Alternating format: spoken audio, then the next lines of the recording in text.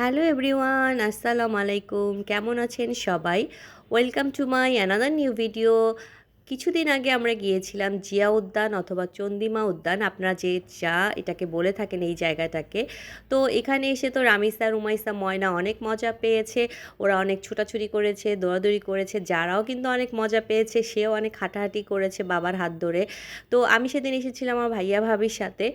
আর আমরা ননদ ভাবি মিলে অনেক রকমের খাবার ট্রাই করেছিলাম, যেটাকে আমরা স্ট্রিট ফুড বলে থাকি।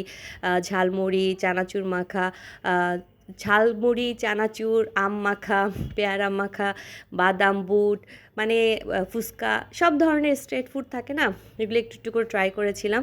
তো ওই যে দেখছেন রামিসা, রুমাইসা, ময়না কিন্তু অনেক খেলা করছে। তারপর সন্ধ্যা হয়ে গিয়েছিল, রাত হয়ে যাচ্ছিল।